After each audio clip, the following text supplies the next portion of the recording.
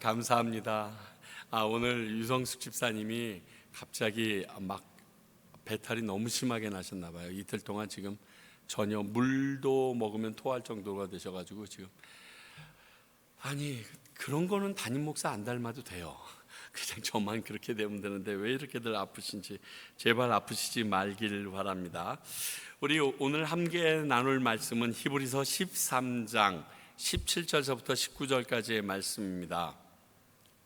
참 우리 박현식 목사님이랑 장로님이 오셨는데 저희는 지금 순서대로 하고 있습니다. 그래서 다음 주일이면 히브리서가 싹 끝납니다. 그러니까 두 분이 오셨다고 이 본문 고른 거 절대로 아닙니다. 오해하지 마시기 바랍니다.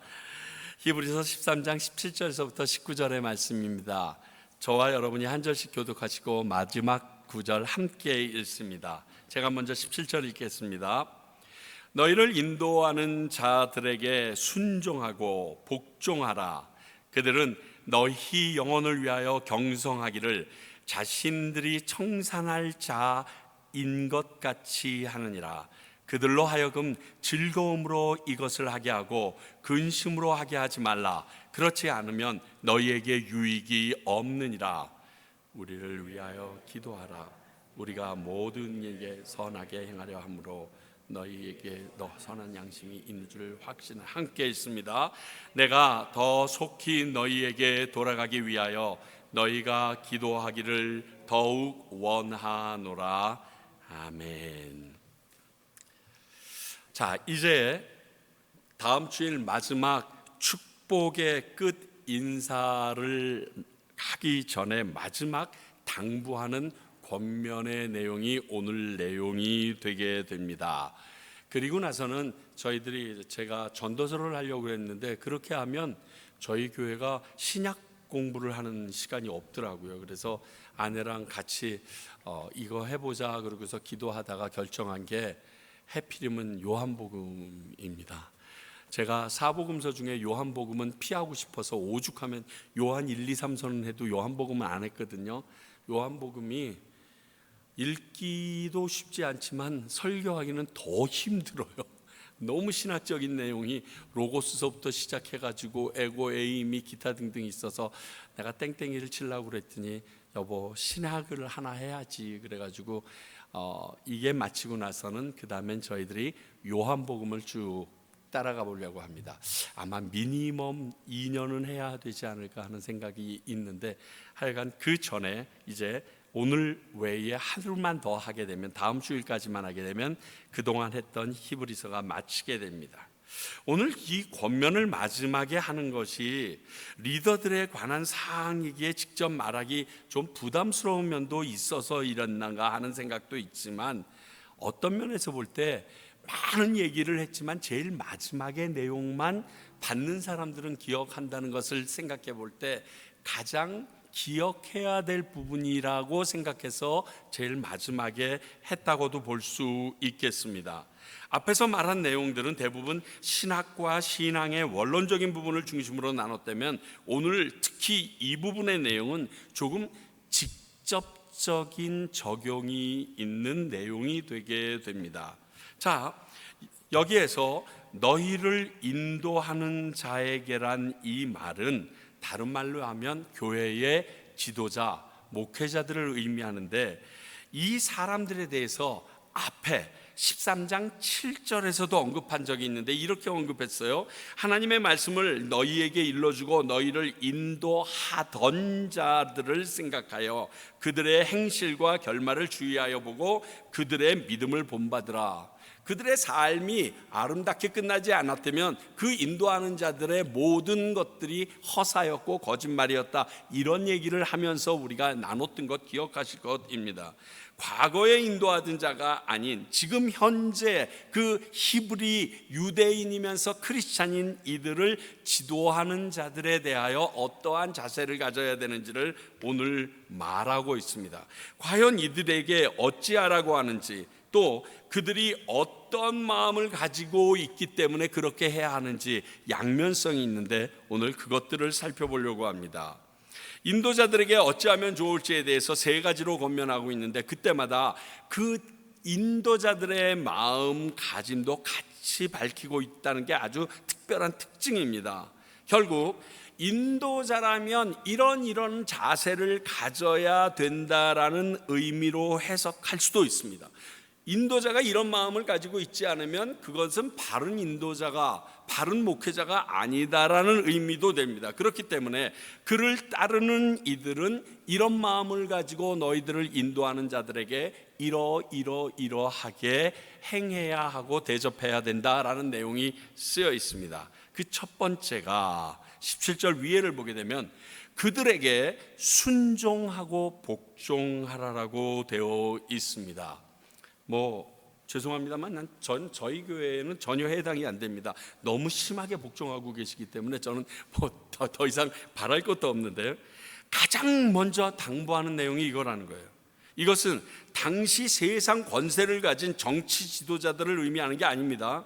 사역자들, 목회자들, 그리고 한 영성 공동체의 리더 되는 사람을 지금 말하고 있는 겁니다. 자, 왜냐하면 그들은 너희를 위하여 경성하기를 청산할 것이 있는 자처럼 열심이기 때문에 그렇다라고 얘기합니다. 굉장히 멋있게 얘기한 것 같은데 무슨 말인지 잘 못 알아듣겠지롱요. 성도 한 사람 한 사람을 책임지고 자기가 그들을 위하여 한 일들을 하나님 앞에서 낱낱이 다 보고해야 될 것으로 생각하면서 섬기는 자들, 최선은 다하는 자들, 그런 의미가 있습니다. 아니, 그래야 바른 인도자들이라는 보고입니다. 내가 여기서 어떻게 했는지 난 상관없어, 필요가 없어가 아니라 내가 이렇게 A라는 사람에게, B라는 사람에게, C라는 저 성도에게 이렇게 했습니다 하고 하나님 앞에서 나의 모든 것을 아시는 분 앞에서 결산할 각오로 섬기는 자세가 필요하다는 것입니다. 문자적으로 보면요, 갚아야 할 빚이 있어서 그 빚을 갚기 위해서 깨어서 정신없이 일한다, 이런 뜻이에요. 헬라어 그대로 얘기하면요, 여러분 빚 져보셨어요? 특히 사채빚 같은 거 이렇게 지어보셨어요? 그런 분 당연히 없으리라고 믿습니다. 그 빚을 진 사람이 자기 육체 포기, 장기 포기 각서까지 썼다고 칩시다. 그 사람이 그 빚을 갚기 위하여 최선을 다하고 뛰어다니는, 그냥 밤잠 못 자고 어떻게든 그것을 갚으려고 노력하고 바둥거리는 그 모습을 지금 묘사하고 있어요. 그 느낌 아시겠죠? 목회자가 목회를 하는데 성도 한 사람 한 사람에 대한 그러한 빚진 자의 마음을 가지고 그렇게 뛰어다닌다는 거예요. 지도자들에게 성경은 이런 경고도 날리고 있습니다. 그게 너무 힘든 길이라서. 야고보서 3장 1절 볼까요? 내 형제들아, 너희는 선생된 우리가 더 큰 심판을 받을 줄 알고 선생이 많이 되지 말라. 저는 이 말씀 읽을 때마다 미치겠어요. 됐는데 어떡하란 말이야. 거기다가 누가복음 12장 48절, 알지 못하고 맞을 일을 행한 종은 적게 맞으리라. 무릇 많이 받은 자에게는 많이 요구할 것이요 많이 맡은 자에게는 많이 달라 할 것이다. 이것도 너무 부담이잖아요. 어떡하란 말이에요. 내가 목사 되고 싶다고 그랬어? 막 밀어서 그렇게 만들어 놓고 지금 와서 이런 얘기를 하시면 이 말씀을 좀 일찍 내가 읽고서 깨달았어야지 바둥을 거렸을 텐데. 이런 의미에서 저는 개인적으로 목회자로서 사는 것보다 좀 성도로 살면서요, 아니면 부목사로 살면서 툴툴대기를 할지언정 리더들이 하라고 하는 대로 그냥 순종하는 게 좀 속편할 것 같아요. 왜? 나중에 책임질 걸 생각해야 되잖아요. 아무리 사람들이 그 무슨 상관 있어요? 지금 이렇게 얘기하셨는데 나중에 너에 대해서 네가 잘못 가르친 것, 네가 선생으로 잘못 모든 사람 앞에서 본을 보였던 거, 이거 다 책임지고 묻겠다고 그러시는데 갖다나 이거 아니어도 죄가 많은데 이것까지 더 하라고요? 그런 부담이 있어요. 물론 그것이 내가 원해서 목사가 됐거나 사역자가 됐거나 그런 위치를 정할 수 없다는 것을 알게 그냥 아멘 하고 이 자리에 있기는 합니다만 부담이 큰 것은 사실입니다. 이건 저만의 그러한 고백이 아닐 거예요. 그리고 하나님께서는 그것을 원하십니다. 그 부담 가지라는 거예요. 그 부담 가지고 목회자로서, 인도자들로서 우리 성도들과 교회를 섬기라고 말씀하고 있는 것은 마찬가지입니다. 그러니까 너희들을 위하여 이런 마음가짐 자세로 열심히 인도하는 이들을 너희는 순종하고 복종하고 따르라라고 얘기하고 있습니다.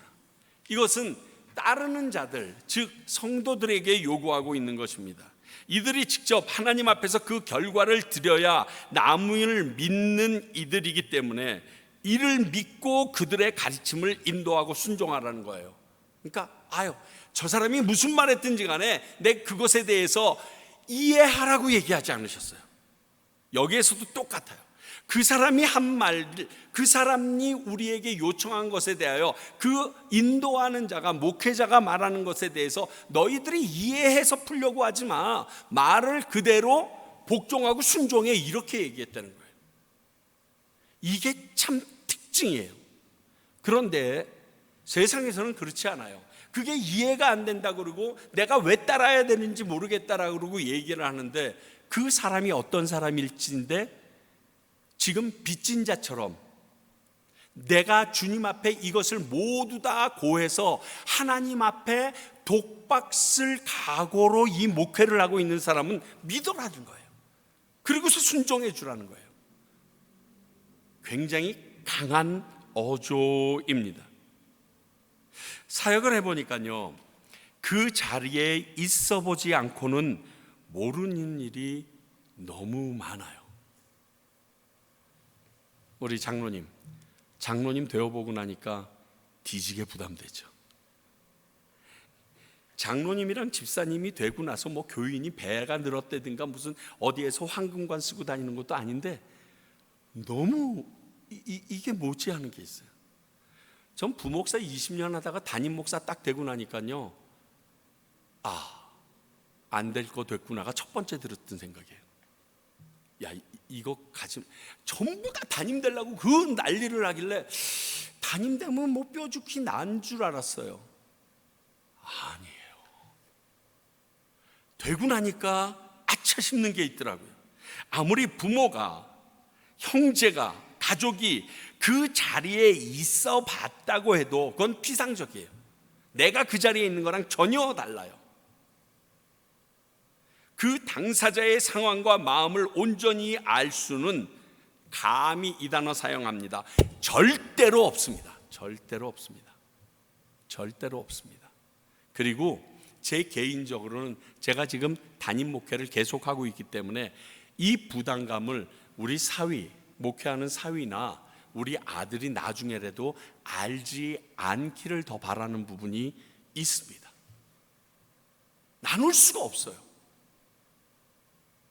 아내랑 나누면서도 주저거려야 될 일들이 있더라는 거예요.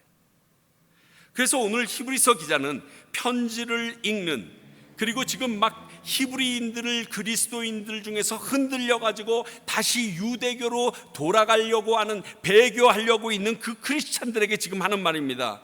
지금 너희를 인도하는 자들이 이런 절실하고 간절함으로 명하는 그 말에 이해가 아닌 순종하고 복종하라라고 얘기합니다. 왜? 그 사람들은 목숨 걸었거든요. 딴 길이 없어요. 딴 방법을 생각하지 않았어요. 그 길밖에 없어요. 그들의 권위를 인정하고 하나님의 말씀처럼 믿고 따르라고 말합니다. 앞에서 말한 부담감을 가지고 사역하는 자들이기 때문에 그렇습니다. 하나님 앞에 가면 다 드러나거든요. 너 땡땡이 쳤구나. 너 그때 뭐 한다고 나가가지고 딴짓하고 있대. 너 그 사람에게 좀 잘할 수 없었니? 나는 짤 중에서 제일 자주 보게 되는 짤이 그 도깨비라는 드라마에 그 담임 선생이 있어요. 담임 선생이 있는데 마지막 졸업식 때 웬 삼신할미라는 여자가 나타나서 그 담임 선생님 앞에 서서 이런 얘기를 해요. 사랑하는 아들, 딸아, 좀 더 좋은 선생으로 살 수는 없었겠니? 뭐 이런 말을 해요. 근데 그 말을 듣자마자 담임 선생님이, 주인공의 담임 선생님이 엉엉 우자리에서 울어버립니다. 저건 이 다음에 하늘나라 갔는데 하나님이 제가 이렇게 딱 심판대 앞에 섰는데, 유찬아, 넌 목사로서 좀 더 열심히 잘해볼 수는 없었니? 그 말 할까봐 무서워요. 되게 떨려요. 그거예요. 지금 그 얘기 하시는 거예요. 그 마음으로 하고 있으니까 순종하고 복종하라고 얘기합니다. 혹시 그들의 가르침이나 삶이 하나님이 보시기에 바르지 않고 어긋난 것이라면 우리 하나님 살아계시잖아요. 그 하나님을 믿으시고요, 하나님이 알아서 처리할 것을 맡기시고 그냥 순종하시면 돼요. 나 손해보는 거 아니에요. 하나님이 알아서 하세요. 우리 하나님 믿게 이 자리에 나왔잖아요. 그것도 맡기지 못하는데 어떻게 우리의 모습이. 두 번째 당부하는 내용이 그들이 근심함으로 일하게 하지 말라, 이렇게 써 있어요. 그러면서 인도자들이 즐거운 마음으로 일하게 하라, 이렇게 얘기했어요. 그리고 그 이유에 대해서 이는 따르는 자들에게 유익이 없기 때문이다. 다시 말하면 그 일하는 사람들이, 목회자가 즐거움으로 일하지 않고 근심으로 일하는 것이 함께 하고 있는 따르는 자 성도들에게 아무런 유익이 되지 않는다라고 하나님이 말씀하십니다. 한마디로 이런 의미가 되기도 합니다. 사역자들은 자신에게 맡겨진 일을 기쁨으로 즐겁게 하는 것이 바르다는 것을 얘기하기도 합니다. 내가 사역을 하는 사역자라면 내가 지금 하고 있는 이 사역에 대해서 기뻐하고 보람을 느끼고 즐거움이 동반되어야 되는 것입니다. 사역하는 사람들에게 기쁨과 보람, 즐거움이 사라진다면 외부에서 이유를 찾기보다 그 자신이 먼저 나를 신중히 돌아보는 것이 중요하다라고 말할 수 있습니다. 내가 왜 이렇게 사역하면서 요즘에 불평불만, 부담감, 근심, 어려움이 이렇게 마음이 굉장히 깨름직하지? 이걸 외부에서 오는 일은 나중에 차지하더라도 내가 그것을 왜 받아들이지 못하고 있는지, 사실 그렇거든요. 내가 나중에 피폐해지면, 영적으로 갈급해지면 더 뾰족뾰족해져요. 그런 경우가 훨씬 많아요. 똑같은 상황인데 내가 풍성해지면 그 부분이 용납이 되어질 때가 있거든요. 그러니까 나부터 돌아보는 게 맞다라는 내용도 이 안에 포함이 있습니다. 그리고 사역을 하면서 근심하는 것과 고뇌하고 고민하고 노력하는 것은 다른 얘기입니다. 사역하면서 고민할 수 있어요. 근심할 수 있어요. 그리고 그것 때문에 밤을 새워 막 댕글댕글 구르면서 기도할 수 있습니다. 이거는 즐겁게 목회를 못한다라고 얘기할 수 없어요. 제가 경험해 보니까 그것 역시 굉장히 복된 일이었고 축복이었어요. 제가 한 2번 그랬던 것 같아요. 하나님께서 은혜를 베푸셔서 제가 섬기던 교회에서 새로 왔던 교인들 중에서 교회 안에 문제가 생겨서 떠난 게 제가 기억하기에 한 2가정 정도밖에 없어요. 뭐 지역으로 옮겼다든가 이런 사람들은 많은데 한 2가정이 제 머릿속에 딱 남아요. 근데 그분들이 주일날 안 나와서 전화를 딱 했는데, 이런 일로 저는 그 교회 안 나가겠습니다 라고 얘기했는데, 저랑 직접적으로 관계되지 않은 일이어도요, 그 당시에도 저희 교회 가운데 나무로 된 큰 십자가가 있었는데 거기에서 떼굴떼굴 굴렀던 것 같아요. 그리고 이렇게 표현을 했던 것 같아요. 여러분들에게도 한 번 했던 것 같다. 이렇게 포크로 심장을 이렇게 쭉 굽는 것 같아요. 저는 그 느낌 겪어봤거든요. 여기 스텐트 받기 전에 얼마나 숨을 못 쉬는지 이렇게 해서 이렇게 바로 주저앉아 봤거든요. 단상에서. 그게 통증이 말할 수가 없는데 이분이 이렇게 해서 교회를 떠나신다고? 그 생각을 하면요 막 미치게 아파요. 그거는 즐겁게 목회하는 거더라고요. 그건 기쁘게 목회하는 거더라고요. 지금 그런 걸 얘기하는 거 아니에요. 그러니까요, 결국 사역의 즐거움과 소명에 대한 열정과는요 깊은 관계가 있습니다. 다시 말하면 소명에 대한 열정이 나에게서 사라져 보면 사역에 대한 즐거움은 당연히 사라집니다. 내가 그렇게 고생하고 쫓아가야 될 이유가 없어져 버리는 거예요. 근데 아무리 힘들고 어려워도 그 소명이 너무 명확하면요 그게 고통이 아니라 하나님이 주실 진짜 면류관으로 생각하고 갈 수도 있어지더라고요. 그러니까 먼저 문제를 나에게서 찾으라고 얘기하는 이유는 내가 지금 하나님께 받은 소명이 있는데, 사명이 있는데 그 사명감이 지금 어느 정도 해이해졌는지, 아니면 그 열정이 예전처럼 동일한지 그걸 먼저 확인해 보는 것이 중요하다라고 얘기하는 이유가 여기에 있습니다. 그럼 따르는 이들이 생각해야 될 부분이 무엇이 있는가? 제가 묵상하면서 한 3가지를 생각해 봤습니다. 사역하시는 분들이 근심하고 일하게 되는 이유, 제일 첫 번째 문제는요 재정적인 문제가 있을 수 있습니다. 자, 이것을 중점으로 둔 얘기는 아닙니다.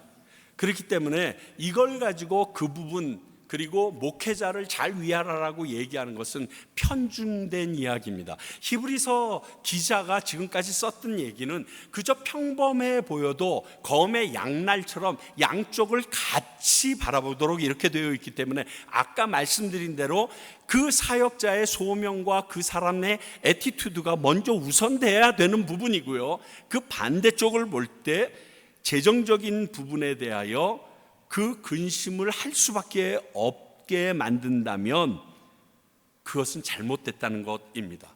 그것 때문에 근심하면 끝이거든요.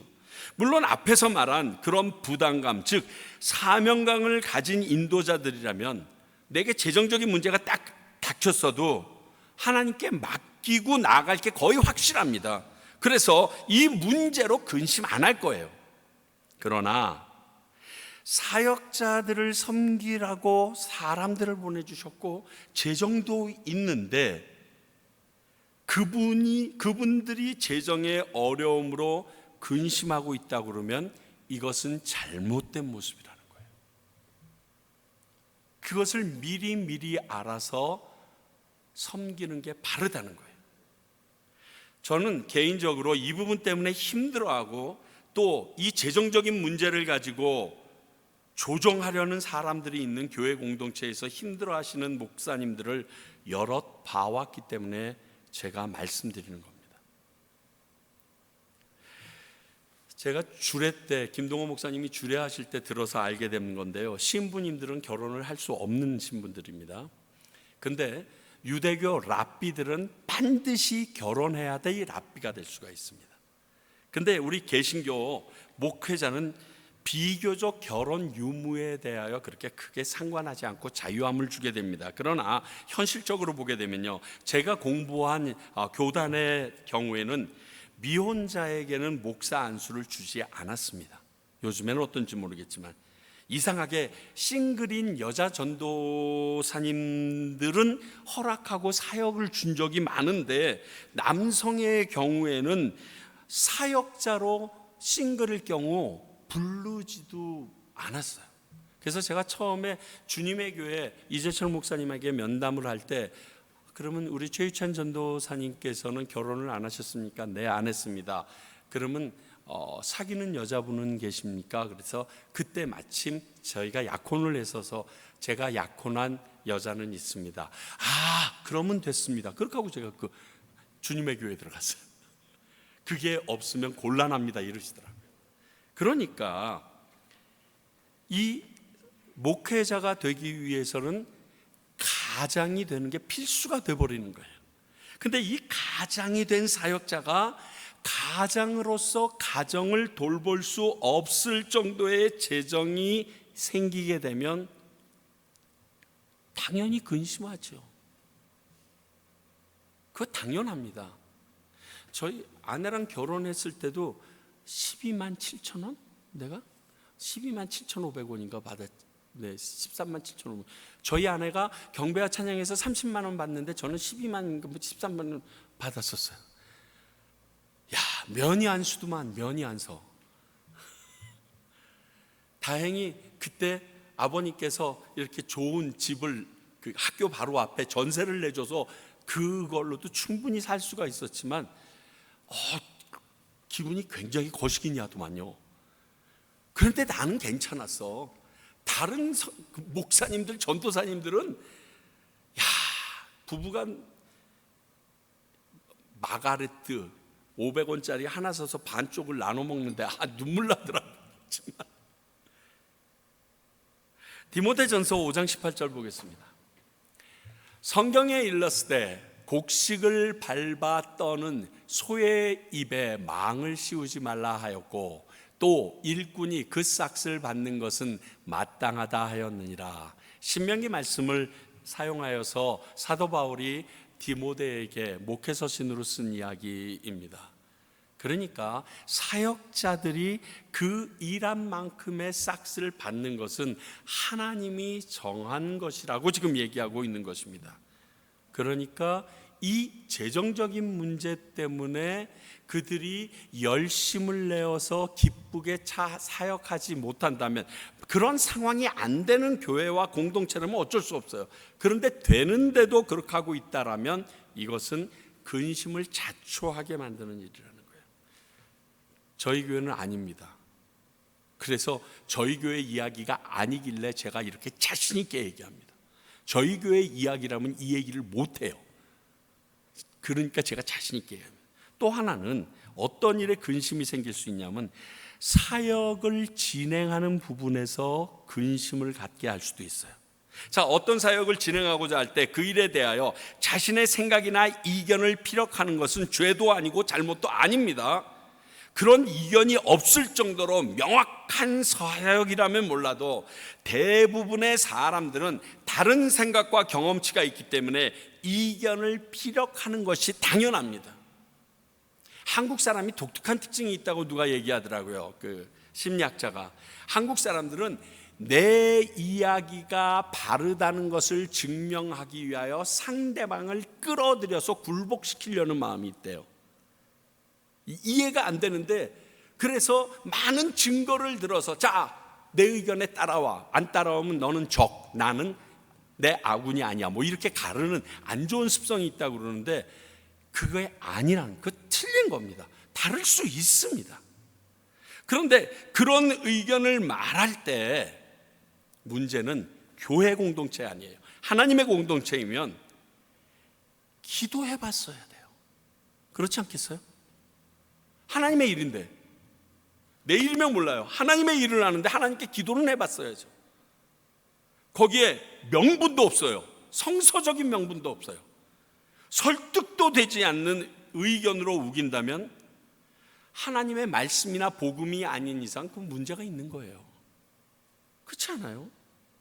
하나님의 말씀이다, 복음이다, 할 말 아무것도 없죠. 그게 아닌데 뭐 이걸 안 하면 죽을 것처럼 막 침 튀기면서 난리를. 그래가지고 그 사역자가 그 기도하고 준비했던 그 사역을 이끌어 나가지 못하도록, 누가 들어도 이해가 안 돼, 납득도 안 돼, 명분도 없어. 근데 그런 경우가 꽤 많아요. 이런 경우가 아니라 사명으로 받은 사역을 성경 말씀의 근거나 명분을 가지고 진행하는 과정에서 납득할 수 없는 이유로 방해가 있을 때 사역자는 어떻게 될까요? 근심할 수밖에 없어요. 나 이거 기도해보고 결정한 건데, 하나님의 말씀에 어디에 근거해서 내가 이것을 시작하게 된 건데 저분이 왜 저렇게 얘기할까? 그러면 내가 틀렸는가가 아니라 근심이 되고, 내가 이러한 사역들을 할 필요가 있는가 하는 부분으로 빠져들어갈 수가 있다는 거예요. 주도적인 사람이 아니면 거의 90% 그쪽으로 쑥 들어가 버립니다. 물론 전에도 말씀드렸지만 먼저 사역을 위해서는 기도했어야 합니다. 과연 이 지역에서 이것을 해야 하는 사역인지, 또 우리 교회가, 아니 내가 해야 하는 사역인지, 또 지금 해야 하는 일인지, 이런 등등등을 기도로 묻고 시작해야 하나님의 일이 되는 것입니다. 그렇게 해서 준비해서 나간데 안 된다는 거예요. 그냥 네가 싫대, 네가 일하는 게 싫대, 네가 앞에 나서는 게 싫대, 이런 경우는 근심을 줄 수밖에 없어요. 그리고 그 이유는 어떻게, 어떤 방법으로, 어떤 사람들로, 어떤 정도 비용으로, 이런 것을 단계적으로 봐봐 나가야 되는 게 수순인데 아예 앞에서 딱 막아버립니다.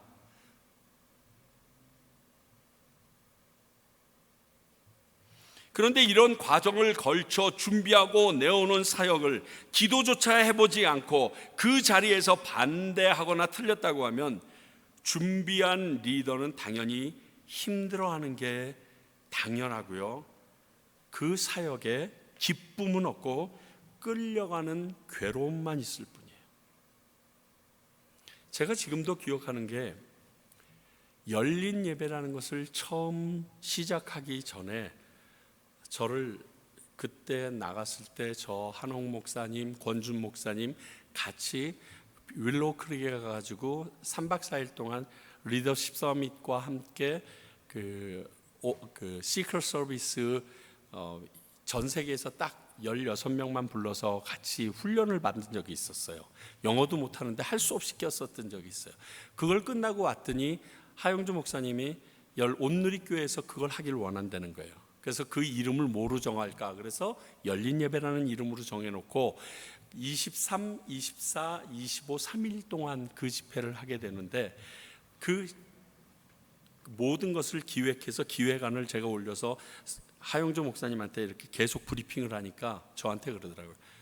최 목사, 나 지금 네가 하는 말이 무슨 말인지 못 알아듣겠어. 개념을 못 알아듣겠으니까 네가 하고 싶은 대로 하고, 나는 언제 나와서 설교하고 언제 설교를 끝나는지 그 큐 사인만 줘. 나 일본 다녀올게. 그러고 일본 가버리셨어요. 그리고 집회 이틀 전에 와가지고 준비 다 됐지? 그러고서 그냥 들어가시더라고요. 그때 제가 뭘 느꼈냐면요, 내가 이해할 수 없는 것을 모른다고 하는 게 창피한 게 아니구나. 그 개념을 난 너만큼 고민 안 해봤고, 너만큼 훈련받지 않았고, 너만큼 기도하지 않았기 때문에, 네가 준비한 거에 대해서 내가 모르기 때문에 전적으로 따를게라고 세친 그 큰 목사님이 30대 초반인 나에게 다 넘겨줄 때 가슴이 철러덩 내려앉더라고요. 리더십은 이래야 되는 건가? 그렇게 하고 올라갔는데 시간이 5분 남았습니다. 딱 5분 안에 끝내고 내려오세요. 저게 뭐지?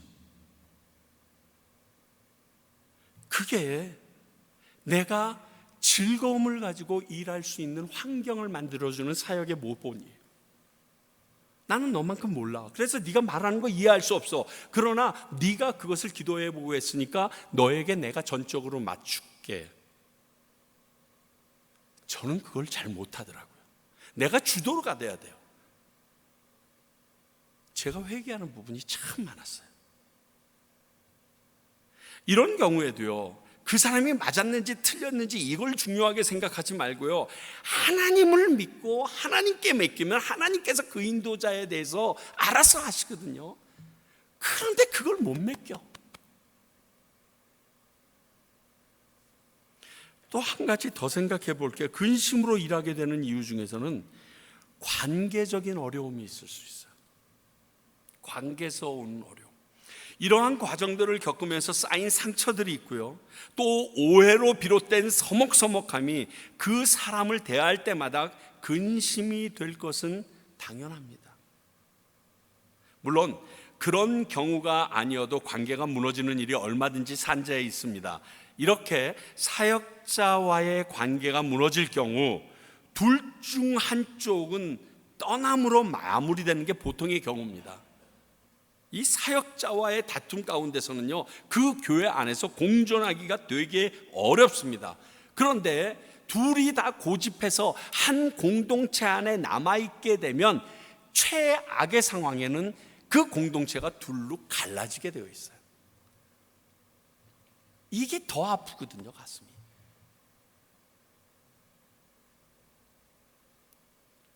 그 고통을 경험해보지 않은 사람은 가늠자차 못할 것이에요.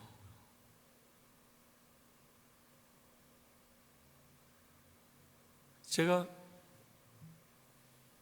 담임 목회지 하다가 떠나온 교회들마다 좋은 소리가 들리는 게 아니라 어렵다, 갈라서 나갔다 이런 얘기 들을 때 진짜 어렸을 때 마음이면 이랬을 것 같아요. 내가 아니면 되겠어? 그 안에 그럴 줄 알았어. 여기로 한 개 뽕이 들어갈 수가 있겠는데요. 요즘에는 그런 얘기를 들으면 미치겠어요. 내가 뭘 제대로 준비를 못해서 어떻게 양육하는데 문제가 생겼기 때문에 이 일이 생겼나. 그리고 떨어져 나가가지고 고통하고 있는 사람들, 특히 중고등부 애들이 나는 이제 우리 어머니 아버지들처럼 저렇게 교회 안에서 싸우고 떨어질 것 같으면 나는 차라리 교회 안 나가. 그리고서 중고등부 애들이 교회를 싹 떠나버렸다고 얘기를 듣고 지금 대학에 갔고 결혼할 나이가 됐는데도 거의 교회에 돌아오지 않는다는 소리를 들으면요, 미치겠어요. 아마 과테말라도 그 일 많을걸요. 중고등부까지 여기에서 교회 안 다니는 애들이 어디 있어요? 근데 대학 들어가고 직장 가면서 교회에 나오는 애들이 몇 %나 됩니까? 그 일에 이러한 사건이 연루가 안 되어 있다고 자신 있게 얘기할 수 있겠어요? 어머니 아버지 모습을 보니까, 교회에 되어가는 모습을 보니까 저기에는 소망이 없어 보이는데, 하나님도 없어 보이는데 누가 그 교회를 나오겠냐고요. 이게 관계 가운데 생겨지는 어려움이에요. 그러니까 근심과 걱정으로, 즐거움과 기쁨으로 할 수가 없죠. 소명이 있다고 해도 그때그때 와르르 무너지는데,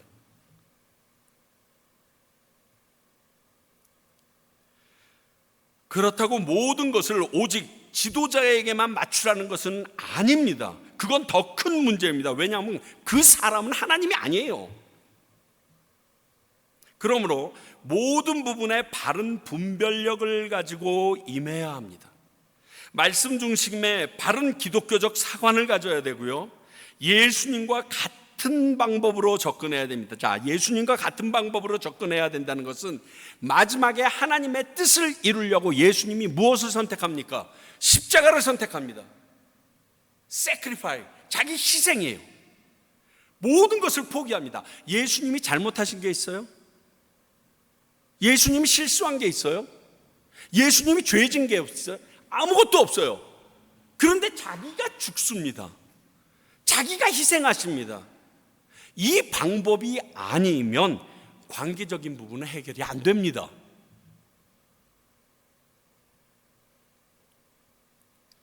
바른 예수님의 제자이며 성도이고 지도자가 되려면 양쪽이 십자가에 대한 예수님의 자세를 기억하고 살아야 그 사람이 신앙생활을 할 때도, 목회를 할 때도 즐겁고 기쁨으로 신앙생활을 할 수 있고 사역을 감당할 수 있게 됩니다.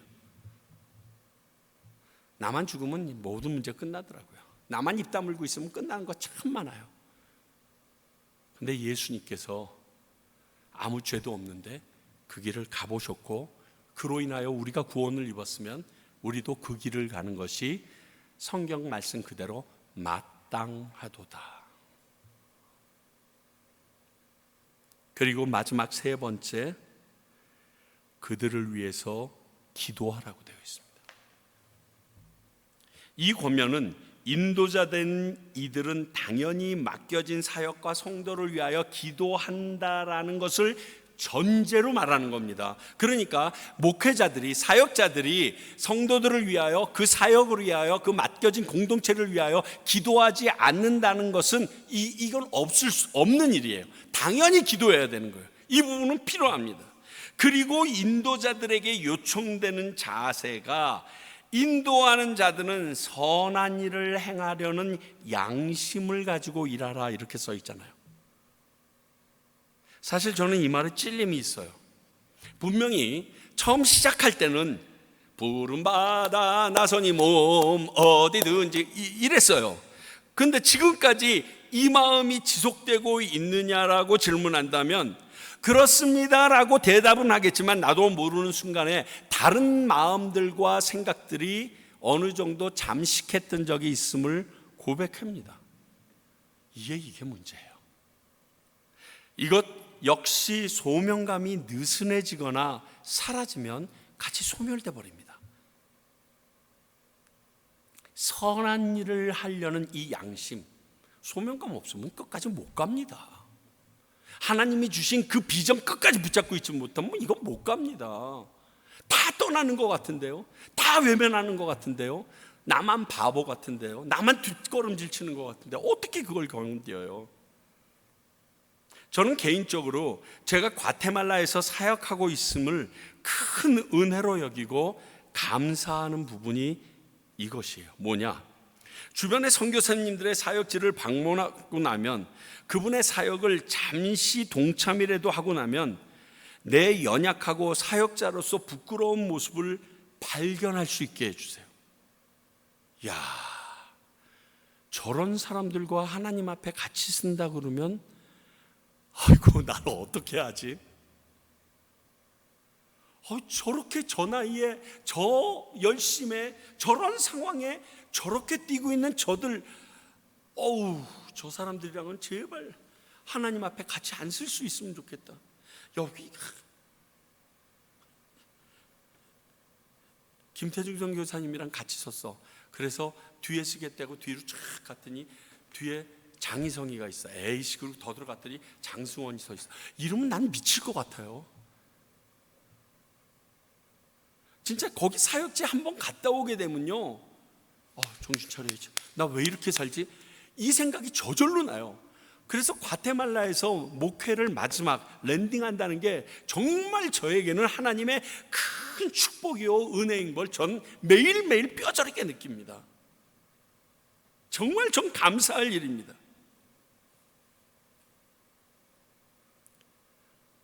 나라면 그렇게 그 오랜 시간 동안을 그 말도 안 듣는 그들을 위해서 저렇게 사용 못할 것 같거든요.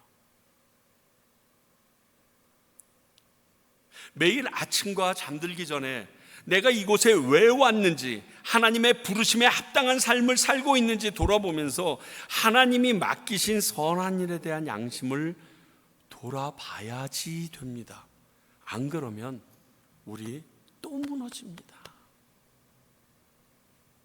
그렇지 않으면 어떤 사역자라도 무너져 내리는 것이 당연합니다. 그래서 역설적으로 인도자들을 위한 기도는 너무너무 중요합니다. 찰스 스펀전이 어떻게 이렇게 아름답고 귀한 설교를 할 수 있습니까? 라고 물어볼 때마다 자랑했던 것이 지하방에서 수십 명이 모여서 그 목사님이 설교할 때 기도하고 있는 중보 기도팀을 자랑하곤 했다고 해요. 저는 그게 100% 사실이라고 믿습니다. 연약한 인생이기에 누구나 흔들림이 있습니다. 그러나 기도는 그런 마음을 지키는 능력이 있기 때문에 꼭 필요합니다. 마태복음 18장 19절, 진실로 다시 너희에게 이르노니 너희 중에 두 사람이 땅에서 합심하면 무엇이든지 구하면 하늘에 계신 내 아버지께서 저희를 위하여 이루게 하시리라. 빌립보서 4장 6절 7절, 아무것도 염려하지 말고 오직 모든 일에 기도와 간구로 너희 구할 것을 감사함으로 하나님께 알아라. 그리하면 모든 지각에 뛰어난 하나님의 평강이 그리스도 예수 안에서 너희 마음과 생각을 지키리라. 기도를 하면요, 기도가 이렇게 우리의 마음을, 생각을 지키는 능력이 있습니다. 그렇기 때문에 우리 지도자들을 위해서, 목회자들을 위하여, 이 리더십들을 위하여 기도해 주는 건 너무너무 중요합니다. 다른 마음을 갖지 않도록 한 길을 가도록 딱 모두어 주는 능력이 기도 안에 있기 때문에 그렇습니다. 그래서 저희 교회 중보기도하는 이 일이 가볍지가 않습니다. 주일날 시간 돼서 나오는 게 아니라요, 그 일이 없으면 제가 단상에서 무슨 소리 짓거릴지 모르잖아요. 성경 읽어놓고 딴소리 하면 어떡할래요? 하나님의 말씀이 하나님의 말씀이 되어 우리에게 찌르게 할 수 있는 것은 최유찬이 할 수 있는 게 아니라 사람이 못해요. 요즘에 인터넷 AI에 돌리기만 하면 내가 오늘 설교로 준비한 게 이게 누구 것을 본다는가 금방 나와요. 그래서 거꾸로 준비해야 돼요. 설교 준비를 다 해놓고 내가 뒤집어서 안에 넣어봐야 돼요. 그러면 반복해서 아무리 봐도 아무 사람의 설교에서 안 나오면 그때 내가 휴 하고 여러분들에게 가지고 나올 수 있는 이 시점에서 하나님의 영역이 함께하지 않으면 그게 살아서 움직이겠어요? 근데 그 일을 나같이 연약한 내가 스스로 한다고요? 불가능해요. 저같이 누구보다 더 연약한 사람에게는 더욱 필요한 것이 여러분들의 기도입니다. 물론 여러분들이 아까도 보셨지만 회중기도뿐만이 아니라 항상 기도해 주심을 저는 느낄 정도입니다. 지난 주일 진짜 잠도 못 잤고 먹지도 못하고 죽는 줄 알았거든요. 야, 근데 기도가 세대 사람을 정신이 벌떡 뛰게 해요. 근데 끝나고 나니까 푸르르 하고 또 풍선 빠지듯이 빠지게 하시더라고요. 저거 알아요. 그러나 저는 제가 얼마나 연약한 줄 알기에 오늘 말씀을 나누면서 또 부탁드립니다. 부족한 저와 저희 가정을 위해서 기도해 주십시오. 안 그러면 죽습니다. 예수님께서 말씀하셨죠. 기도 외에는 하시면서 기도가 얼마나 중요하고 능력 있는지 강조하셨잖아요. 너희들은 나는 아니야. 나는 하나님 자체이기 때문에 내 자신이 전지전능한 능력이 있어. 그러나 너희들은 기도 외에는 이런 일을 할 수가 없어 라고 가르쳐 주신 거거든요. 그래서 히브리서 기자는 이 엄청난 율법과 대제사장 되신 예수님, 또 그분의 희생과 주어진 구원에 대해서 엄청나게 강론하다가 마지막에 자신을 위하여 또 당시 많은 초대교회 지도자들을 위하여 중보기도 해줄 것을 마지막으로 요청하고 있습니다. 요즘 계속 기도에 대해서 우리 교회에 강력하게 말씀하시는 성령님을 보면서 우리 교회가 기도가 부족하다라는 측면이기보다 하나님께서 우리 교회를 믿고 달리는 말에 채찍질 하듯이 더욱 잘하라고 격려하시는 말씀으로 바꾸자 합니다. 사실 우리 금요기도회 때 보면 전원 다 나와서 막 정신없이 기도하잖아요. 그런데 그게 잘하고 있다는 거예요. 그거 더 열심히 하라는 거예요. 그것이 내가 기뻐하는 일이라는 거예요. 내가 약속했잖냐. 내 집은 만민이 기도하는 집이 되게 하겠다. 그것을 너희 평강교회가 좀 이루어줘라. 그 일을 너희들이 지금 하고 있구나. 조금만 더 멈추지 말라. 이런 격려로 이 말씀을 받을 수 있었으면 좋겠습니다. 여담이지만 이번에 54명이 사망한 버스 참사 보면서 그 사고 난 지역이 어딘지 아세요? 라파스라는 이름이 들어가더라고요. 나는 그거 들어가는 것 때문에 충격을 입어서 여보, 해필이면 교통사고 나서 그게 무너진 거기에 끌났다 무슨 라파스인가 그러더라고요. 왜 우리 교회 이름이 거기 들어가 있지? 얼마나 덜컹해서 기도했는지 몰라요. 하나님의 계신가? 우리에게 또 하실 말씀이 있는가? 이런 두려움이 있더라고요. 우리 모두 기도합시다. 하나님이 33년 전 이 땅에 세우신 평강교회를 위해서, 또 이 교회의 성도된 형제 자매들을 위해서, 그리고 부족한 우리 목회자들을 위해서 기도해 주시기 바랍니다. 기도만이 하나님의 자녀로, 사역자로, 교회로 바르게 살아갈 수 있는 유일한 방법이기 때문에 그 어마무시한 강론을 마쳤던 히브리서 기자가 마지막에 이것으로 활용 점정을 찍습니다. 사랑하는 성도 여러분, 앞에 뭐 여러 가지 얘기 여러분들 기억 안 하셔도 좋겠어요. 아니, 하시면 더 좋고요. 그러나 내가 교회를 위해서, 우리 옆에 있는 형제 자매들을 위해서, 그리고 좀 부족하다고 저 난리 치는 최유찬을 위해서 기도 좀 해야겠구나. 우리 목회자들을 위하여 기도해야겠구나. 우리 선교사님들을 위해서, 은퇴하셨지만 이제 그 먼 곳에서 사역하고 계시는 우리 변목사님 네 분을 위해서 기도해야 되겠구나. 이 마음을 가지고 계시기 바랍니다. 이게 히브리서의 마지막 권면입니다. 이 권면을 꼭 따르는 저와 여러분들, 그리고 평강교회가 되기를 소원합니다. 기도하겠습니다. 하나님 아버지, 오늘 말씀을 통하여 저희 목회자들은 어찌 돼야 되는지, 또 목회자들을 위해서는 어떻게 해야 되는지 양면적인 부분을 살펴보았습니다. 서로 찔림이 있고 서로 깨닫는 바가 있는 줄 믿사온데, 아버지여, 저희들이 살아가면서 주님께서 이 말씀이 기억나게 할 때마다 기억나게 하는 부분들을 순종하고 따르며 그대로 행하는 자들이 되게 하여 주시옵소서. 이 다음에 주님 앞에 섰을 때 그날을 꼭 기억하며 살아갈 때 우리 안에 주셨던 이 말씀이 우리로 인하여 역사함을 증명하게 하여 주시옵소서.